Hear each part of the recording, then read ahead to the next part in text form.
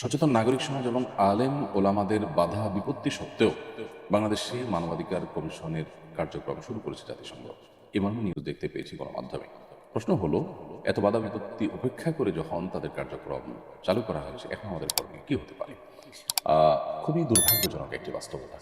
বাংলাদেশে জাতিসংঘ মানবাধিকার কমিশনের কার্যক্রম নিয়ে এত আপত্তি তোলা হয়েছে এবং জাতিসংঘ সদস্যভুক্ত এতগুলো দেশের মধ্যে সামান্য হাতে গোনা কয়েকটি দেশে মাত্র তাদের কার্যক্রম চলমান আছে এবং সেই দেশগুলো যুদ্ধরত কিংবা গৃহযুদ্ধে লিপ্ত অনেকটা।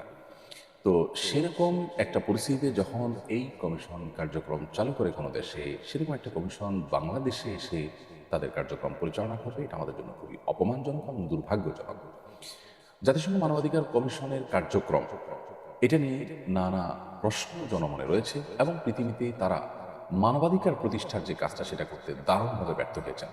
ফিলিস্তিন সহ মধ্যপ্রাচ্যে এবং পৃথিবীর বিভিন্ন প্রান্তে ছড়িয়ে ছিটিয়ে থাকা গণহত্যা, মুসলমানদের নিধন, অন্যদেরকে নিধন, এর কোনটি তারা সেভাবে বন্ধ করতে পারেনি। অথচ মানবাধিকারের নামে তারা সমাজের মূল্যবোধ পরিপন্থী যে সমস্ত কার্যক্রম আছে সেগুলোকে তারা দ্বিধার্থে পরিচালনা করছে বিভিন্ন দেশে। তাদের ব্যাপারে অভিযোগ আজকে নতুন নয়।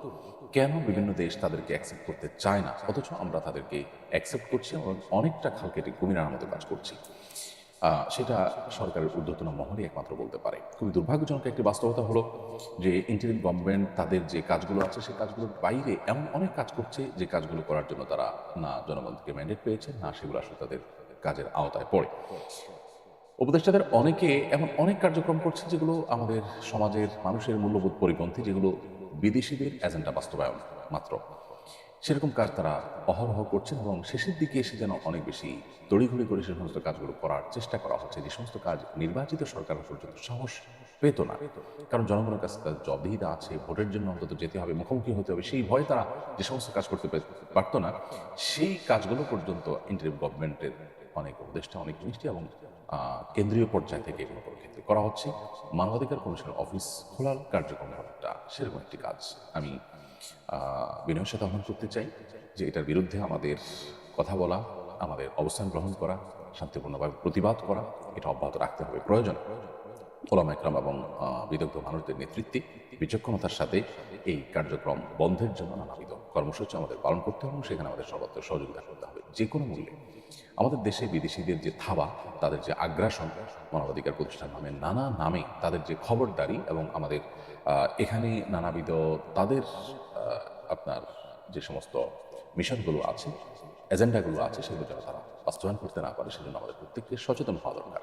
দীর্ঘদিন হয়ে যাওয়ার পরও, স্বাধীনতার বহু বছর পার হওয়ার পরও আমরা আমাদের কাঙ্ক্ষিত জায়গায় যেতে পারিনি।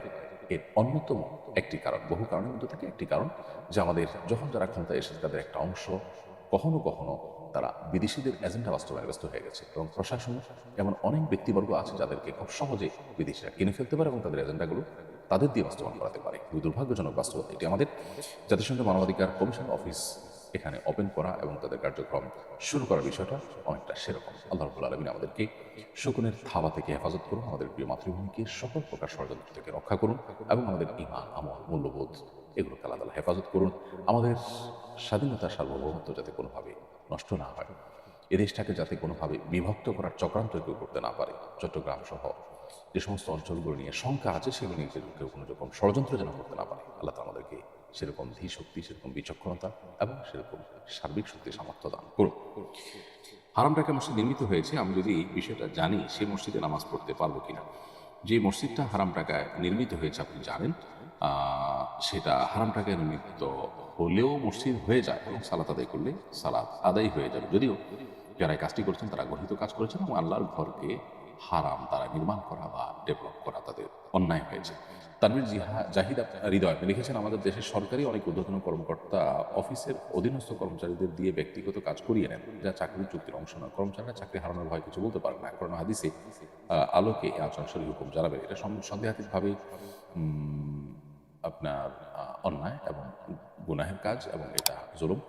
এই জুলুমের কারণে তারা আল্লাহর কাছে গুনাহগার হবেন এবং জবাবদিহি করতে হবে কিয়ামতের ময়দানে, যেহেতু অন্যায়ভাবে তাদেরকে তারা কাজে লাগাচ্ছে এবং তাদের উচিত আল্লাহকে ভয় করা।